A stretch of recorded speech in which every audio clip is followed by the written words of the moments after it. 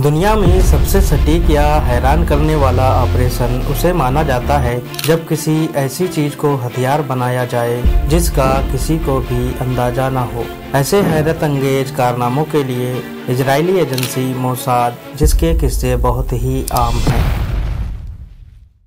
सन 1976 में Israeli plane को terrorist ने हाईजैक कर लिया था और उसे युगांडा ले गए। इजराइल ने मिलिट्री ऑपरेशन करके बंधकों को छुड़ा लिया था। इसके बाद शुरुआत हुई इस घटना के मास्टरमाइंड को ढूंढने की, जिसका नाम था वादी हदद। वो इराक की राजधानी बगदाद में अपनी लग्जरियस लाइफ को एंजॉय कर रहा था। एक सुबह वो सो कर के उठा, अपने दांत ब्रश किए। थोड़ी देर बाद उसे थकान महसूस होने लगी, पेट में दर्द शुरू हो गया, तेजी से वजन घटने लगा, स्किन पीली पड़ गई। डॉक्टर्स भी ये पता नहीं लगा पा रहे थे कि ऐसा क्यों हो रहा था।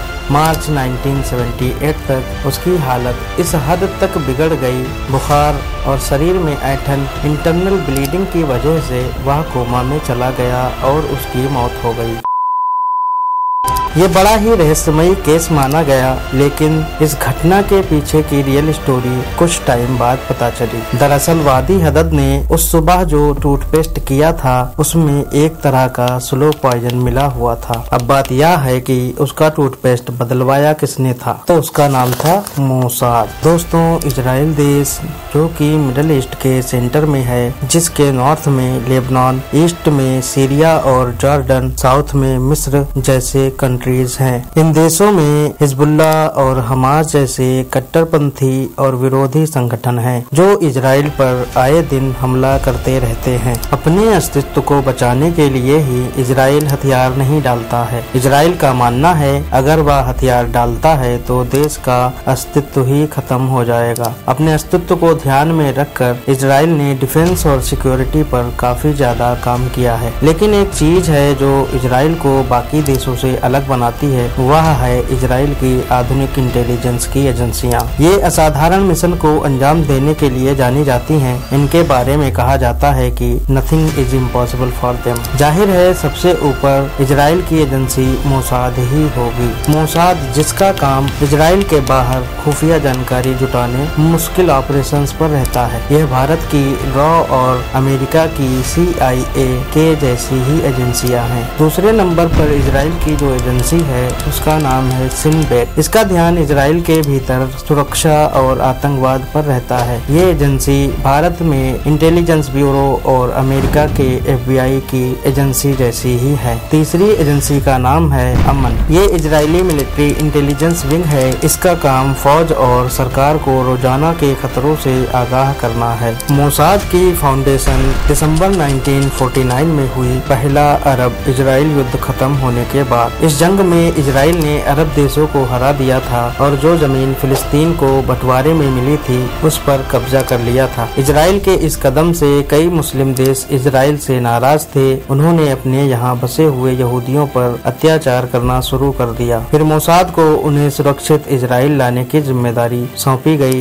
1950 के दशक में मोसाद ने कई हैरत अंगेज ऑपरेशन चलाए, जिनमें हजारों यहूदियों को सेफली अपने वतन पहुँचाया गया। मोसाद का वो ऑपरेशन जिसके बाद पूरी दुनिया ने मोसाद को जाना, उस ऑपरेशन का नाम था ऑपरेशन आइखमैन। बात उस समय की है जब हिटलर यहूदियों का मर्डर बहुत ही डरावने अंदाज में करवाता था। एडोल्फ आइखमैन का काम था यहूदियों की पहचान करके इकट्ठा करने के बाद ट्रेन में भरकर डेथ कैंप्स की तरफ भेजना, जहां गैस चैम्बर्स उनका इंतजार कर रहे होते थे। गैस चैम्बर्स में जहरीली गैसें छोड़कर उनको ग्रुप्स में मार दिया जाता था। अप्रैल 1945 में एडोल्फ हिटलर ने खुद को गोली मारकर आत्महत्या कर ली। उसके साथ ही सेकेंड वर्ल्ड वॉर खत्म हो गया। अब वक्त था युद्ध अपराधियों को सजा दिलाने का। इजराइल अपने दुश्मनों को कभी माफ नहीं करता है। इसके लिए जर्मनी के न्यूरेमबर्ग में मुकदमा चला। हजारों अपराधी पकड़े गए, लेकिन कहीं भी आइखमैन का नाम नहीं था। उसको गिरफ्तार तो किया गया था, लेकिन वो चकमा देकर भाग गया।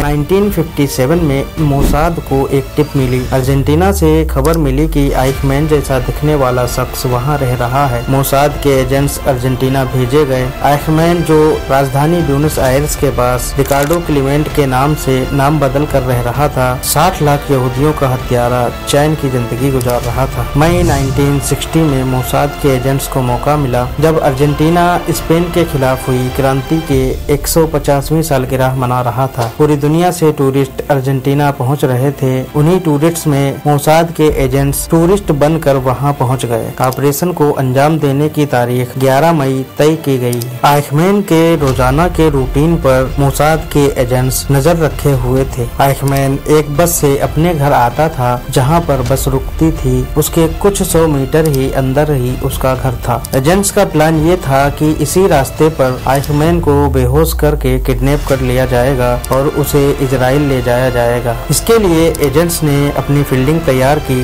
रास्ते में गाड़ियां खड़ी करके अलग अलग खड़े हो गए और आइखमैन का इंतजार करने लगे। रास्ते से पहली बस गुजरी, उसमें से पैसेंजर्स उतरे लेकिन उसमें आइखमैन नहीं था। करीब आधा घंटे इंतजार करने के बाद दूसरी बस से एक छोटे कद का आदमी उतरा, एजेंट्स की गाड़ियों की ओर बढ़ने लगा। एजेंट्स पहचान गए कि ये आइखमैन ही है। एजेंट्स ने उन्हें पकड़ा और गाड़ी में डालकर वहां से निकल गए। आइखमैन को एक सेफ हाउस में रखा गया। 9 दिनों तक इस ऑपरेशन को छिपा कर रखा गया और किसी को भनक तक नहीं लगने दी। इस बीच कई ऐसे मौके आए जब ऑपरेशन फेल होने के कगार पर था, लेकिन एजेंट्स ने अपनी सूझबूझ से मामला संभाल लिया। 20 मई को सब लोग फ्लाइट में सवार हुए। आइखमैन का हुलिया बदल दिया गया और उसे दवा देकर बेहोश कर दिया गया। एयरपोर्ट सिक्योरिटी को यह बताया गया कि इजरायली एयरलाइंस के वर्कर हैं और उनके सिर में गहरी चोट आई। इस तरह एडोल्फ आइखमैन को इजराइल ले जाया गया। 3 दिनों के बाद इजरायली प्रधानमंत्री बेन गुरियन ने ये ऐलान किया कि आइखमैन हमारे कब्जे में है। ये सुनकर पूरी दुनिया हैरत में पड़ गई। अर्जेंटीना ने आइखमैन को लौटाने के लिए इजराइल से कहा। जाहिर है इजराइल ने इसके लिए मना ही किया। आइखमैन पर अदालत में मुकदमा चला। अदालत ने एडोल्फ आइखमैन को मौत की सजा सुनाई। ऑपरेशन फिनाले नाम की फिल्म में इस ऑपरेशन की पूरी जानकारी, पूरी कहानी दिखाई गई है। इस ऑपरेशन के साथ ही मोसाद को पूरी दुनिया ने जाना। मोसाद के एजेंट्स की ट्रेनिंग के बारे में पब्लिक डोमेन में बहुत कम जानकारी मिलती है। विक्टर ओस्ट्रोस्की की किताब बाय वे ऑफ डिसेप्शन में मोसाद की रिक्रूटमेंट प्रोसेस को बहुत ही कम शब्दों में बताया गया है। मोसाद बिना भनक लगे संभावित एजेंट्स का असेसमेंट शुरू कर देती है, जैसे पर्सनालिटी, मेंटल स्टेबिलिटी, मुश्किल वक्त में फैसला लेने की क्षमता आदि पर नजर रखी जाती है। किताब के मुताबिक मोसाद 3 चीजों पर ज्यादा गौर करती है, जो सफाई से झूठ को सच साबित कर सकता हो, किसी को भी अपने हिसाब से मैनिपुलेट कर सकता हो और जो किसी भी हालत में टस से मस ना हो। अगर किसी शख्स में ये खूबियां पाई जाती हैं तो उसे ऑफर दिया जाता है। ऑफर को एक्सेप्ट करने पर उसको ट्रेनिंग के लिए मदरसा भेजा जाता है। मदरसा एक ट्रेनिंग कैंप है। यहाँ की ट्रेनिंग को mental and physical war zone कहा जाता है। इसमें कमांडोज वाले काम सिखाए जाते हैं, जैसे हथियार चलाना, दुश्मन से लड़ना, स्नाइपिंग, शूटिंग, घंटों तक एक ही पोजीशन में खड़े रहना वगैरह। कमांडो ट्रेनिंग के बाद फील्ड ट्रेनिंग होती है, जिसमें नकली आइडेंटिटी के साथ रहना सिखाया जाता है। जब एजेंट्स इन सारे टेस्ट में कामयाब हो जाते हैं, इसके बाद एजेंट्स को दूसरे देशों में मिशंस पर भेजा जाता है। मोसाद केवल एजेंट्स के दम पर ही काम नहीं करती, उसके पास ह्यूमन इंटेलिजेंस नेटवर्क और टेक्नोलॉजी भी है। यही एंट्री होती है साइमन की। ह्यूमन इंटेलिजेंस नेटवर्क साइमन, जिसे लोग मोसाद की आंखें भी कहते हैं। इजराइल के बाहर कई यहूदी अपने रोजमर्रा के कामों के साथ साथ मोसाद के लिए आंख और कान का काम करते हैं। उनको इस काम के लिए पैसे तो नहीं मिलते, बल्कि ये इजराइल के नाम पर अपनी सेवाएं देते रहते हैं। इजराइल की खुफिया एजेंसियों पर कई बार सवाल भी उठे हैं, खासकर इसके मिशन को एग्जीक्यूट करने के तरीके और उससे होने वाले कोलेटरल डैमेज पर। एक पक्ष यह भी है कि इन एजेंसियों का पहला फोकस देश के खतरे को समय रहते खत्म करना है। ज्ञान टीवी की वीडियो देखने के लिए आपका शुक्रिया। जय हिंद।